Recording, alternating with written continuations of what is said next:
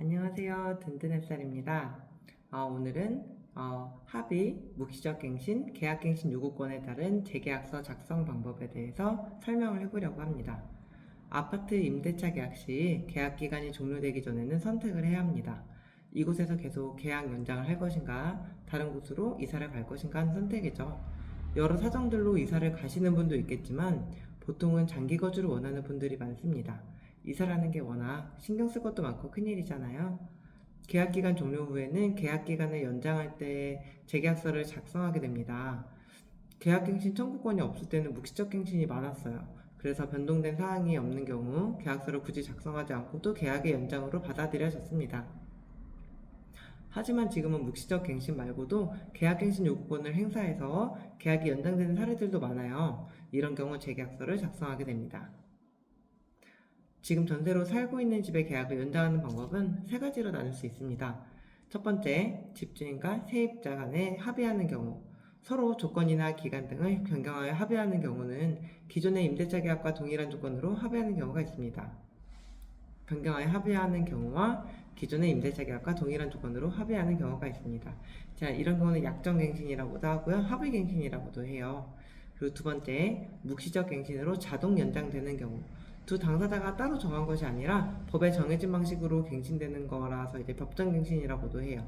또는 암묵적 갱신, 자동갱신, 묵시의 갱신 등 여러 이름으로 불립니다. 묵시적 갱신에 의한 연장은 주택 같은 경우는 2년, 상가는 1년으로 연장이 되고요. 주택 임대차 시 이제 묵시적 갱신으로 연장이 된다면 계약갱신 요구권을 쓰지 않은 상태이기 때문에 추후에 또 쓸 수 있습니다.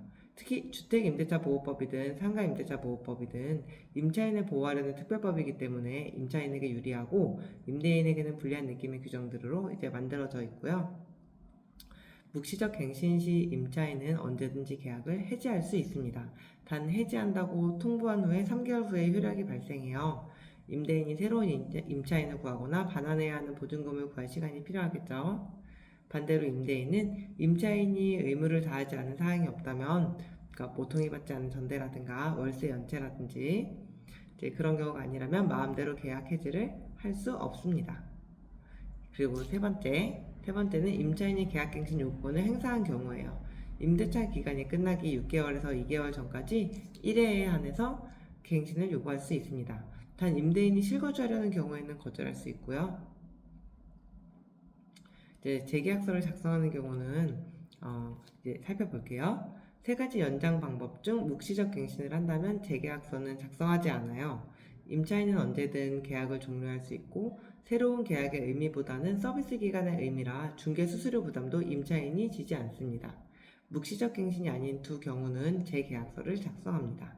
서로 합의하는 경우와 계약갱신 요구권을 행사하는 경우가 되겠죠. 재계약서를 작성하는 방법에는 세 가지 방법이 있는데요. 첫 번째는 계약서를 새롭게 쓰는 방법이고요. 두 번째는 기존 계약서에서 일부 내용을 수정하는 방법이 있습니다. 그리고 세 번째는 기존 계약서는 보존한 상태에서 보충 계약서를 쓰는 방법이 있어요. 첫 번째, 계약서를 새로 쓰는 방법. 기존의 계약서 폐기 후 새로 계약서를 작성하는 방법인데 재작성한 후에 임차인은 확정일자를 다시 받습니다. 우선 면제권을 위해서인데 이때 꼭 확인해야 하는 중요한 사항이 하나 있어요. 해당 부동산의 예전 계약일 이후에 이제 후순위 임차인이나 후순위 근저당이 잡혀 있다면 재계약하는 순간 이제 순위가 밀리게 돼요. 꼭 확인해서 이럴 경우는 새로 쓰는 방법보다는 다른 방법을 생각하시는 것이 좋습니다. 그리고 두 번째, 기존의 계약서에서 일부 내용만 수정하는 방법이 있습니다. 기존의 계약서에서 변경된 계약 조건을 수정하고 날인하는 방법이 있습니다. 보증금을 증액한다든지 이런 경우도 후순위에 다른 임차인이나 권리가 있는지 꼭 확인해서 주의를 해야 합니다. 기존 계약서를 수정하면 확정일자를 이제 또 받게 되잖아요. 그럼 또 순위가 밀리게 돼요.